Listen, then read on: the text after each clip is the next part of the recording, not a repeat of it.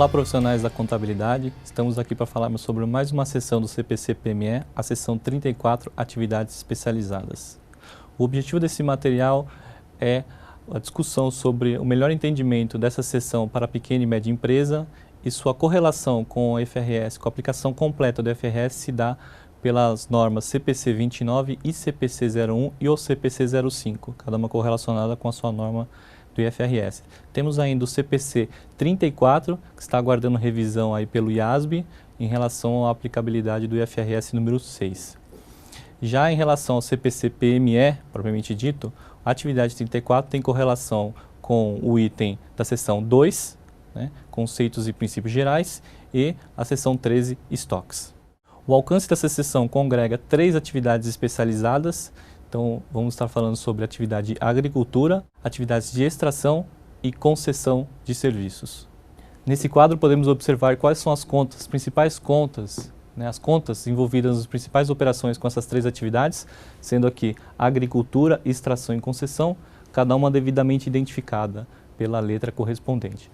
Temos aí influência significativa no contas a receber, imobilizado, intangível, e temos aqui uma nova figura aplicada por essa atividade especializada, que é o ativo biológico aplicado na atividade de agricultura. No resultado, ele influencia diretamente o reconhecimento da receita nas atividades de concessão e o custo dos produtos na atividade de agricultura. Temos ainda o resultado financeiro líquido, influenciado pelos registros a valor justo das atividades de agricultura. Iniciando então pela atividade de agricultura, que trata, onde eu tenho a transformação do ativo biológico, onde a partir do momento que esse ativo é transformado num produto agrícola, então aí você tem a transformação desse produto, levando em consideração que sempre o ativo biológico refere-se ao animal ou planta no seu estado vivo. A partir do momento que ele tem essa transformação, ele passa a ser classificado como produto agrícola. Temos aqui nessa tabela alguns exemplos de ativos biológicos e os seus correspondentes produtos agrícolas, bem como os resultantes após o processamento da colheita.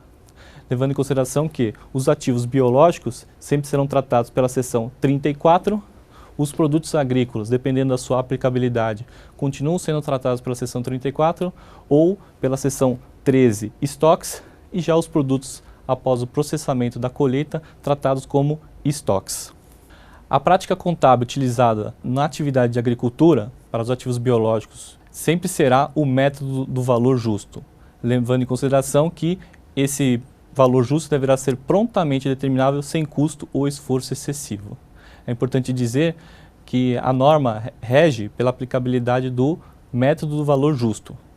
Então, seguindo essa premissa, caso não seja possível avaliar esse valor do ativo determinado sem custo ou esforço excessivo, a norma dá a opção, né, alternativa de se utilizar o método de custo. É muito importante dizer que esse não é uma situação de livre escolha, né, sempre zelando pela aplicabilidade do valor justo, como poderá ser observado na explicação no decorrer aqui da apresentação.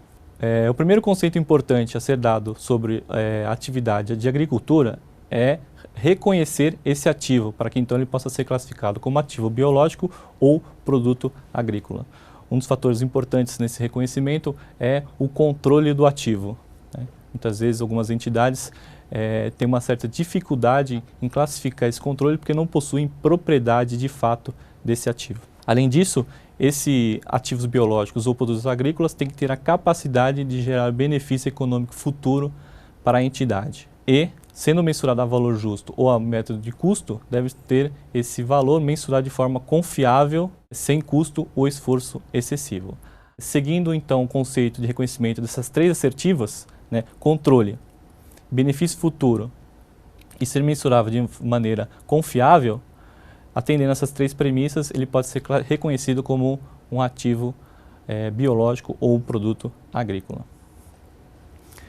Falando agora um pouquinho sobre a mensuração desse método de valor justo, os ativos biológicos, o seu registro inicial se dá a valor justo menos as despesas com vendas, e a partir desse momento, do seu registro inicial, que é o custo de formação da safra ou desse ativo biológico, dos demais ativos biológicos, a partir desse momento do registro inicial, as variações são executadas contra o resultado. Então, a variação desse valor justo aqui se dá contra o resultado.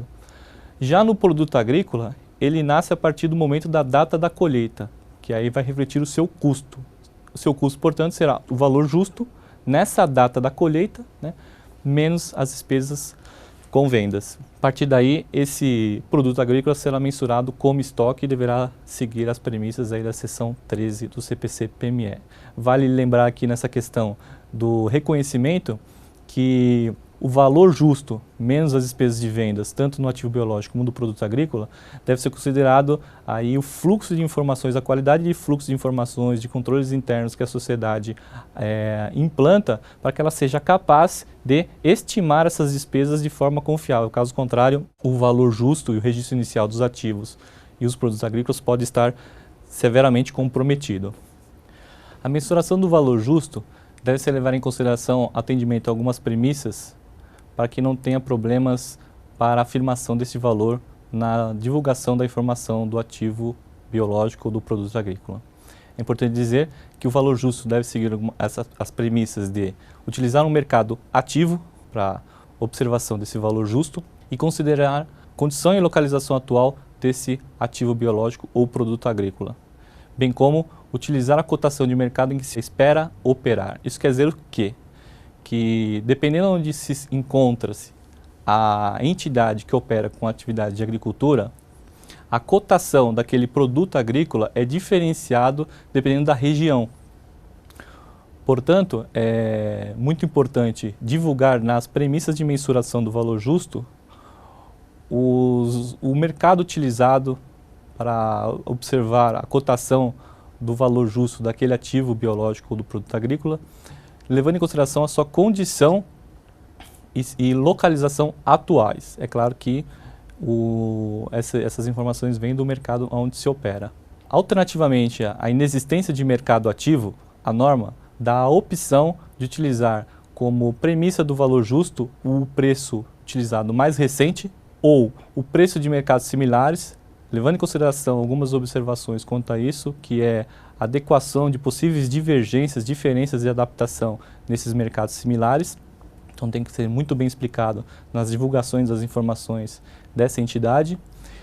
Ou, por último, utilizar padrões dos setores para que se encontre o valor justo daquela unidade operada, utilizando assim preços por atacado, né, como containers, alqueires, arroba, ou outros itens que podem ser utilizados, observados no mercado ativo, que transformando sua unidade de utilização podem ser utilizados como premissa para a valorização do valor justo. Temos aqui um exemplo do registro, né, da forma de apresentação do produto agrícola, no caso aqui um commodity, a soja. Então, durante a formação, que nós chamamos de custo de formação, né, da safra da soja, foi desempenhado em 1320, né, e ao final do primeiro exercício, se voltando ao mercado ativo dessa soja, observou que o valor justo dessa soja era de 3 mil. Portanto, devendo ser feito um ajuste a valor justo de 1.680.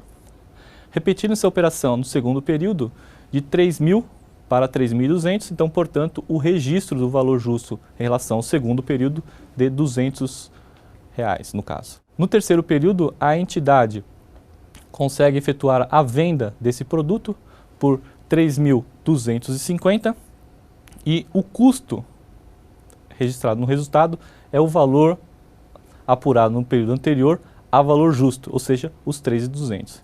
Nesse período, no terceiro período, a entidade aufere um lucro bruto de 50, né, que é a diferença entre o valor de venda e o preço do valor justo do período anterior, auferindo ao final um resultado total de 1.930, que é nada mais do que a soma dos registros a valor justo do primeiro, somando com o segundo, somando com o resultado do terceiro período, totalizando 1.930.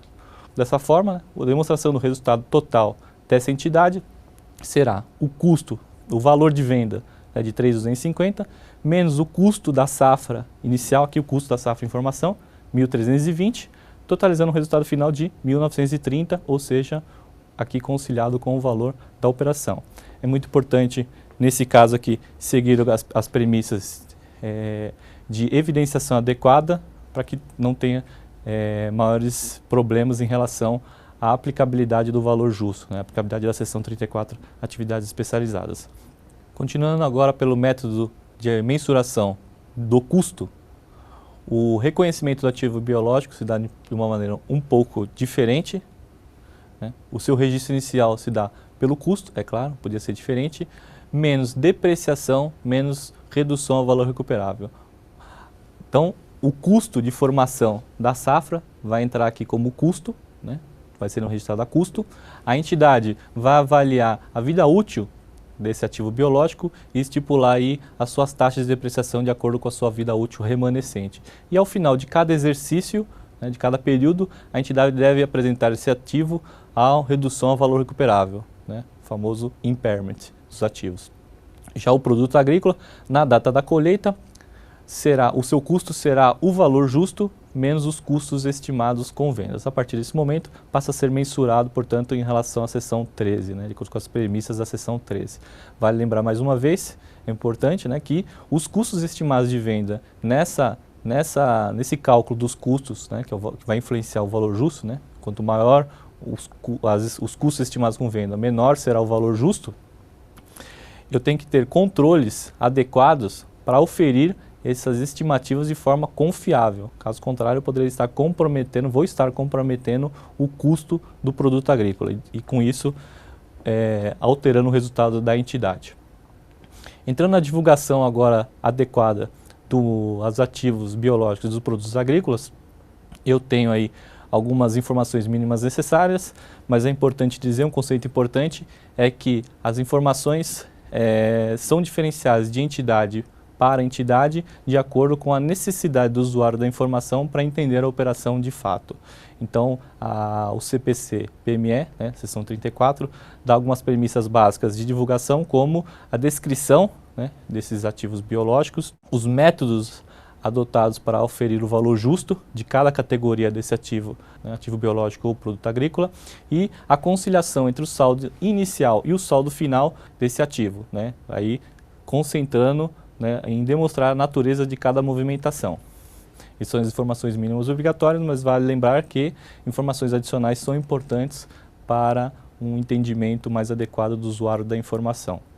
Em relação ao método de divulgação do método de custo, temos aí também a descrição desses ativos biológicos, só que entra aqui no caso a razão do fato de você ter optado pela alternativa da mensuração ao método de custo. Isso é muito importante, uma vez que a própria seção lhe dá diversas alternativas para que você mantenha a apresentação, a mensuração desse ativo ao método do valor justo. Então, caso a entidade opte pela adoção do método de custo, ela deverá explicar de forma contundente os motivos pelo qual não foi possível determinar o valor justo de forma confiável, sem custo ou esforço excessivo.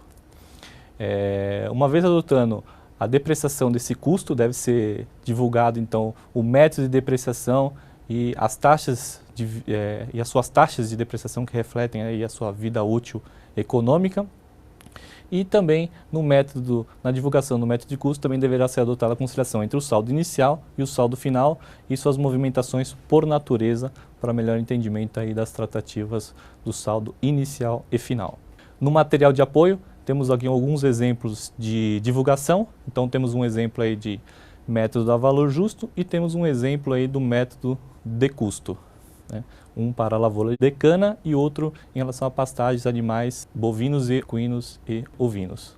Passando agora para a atividade de extração, vale se lembrar que a entidade envolvida na extração, exploração, avaliação de recursos minerais deve contabilizar aí então os seus gastos na aquisição e o desenvolvimento de ativos tangíveis e intangíveis.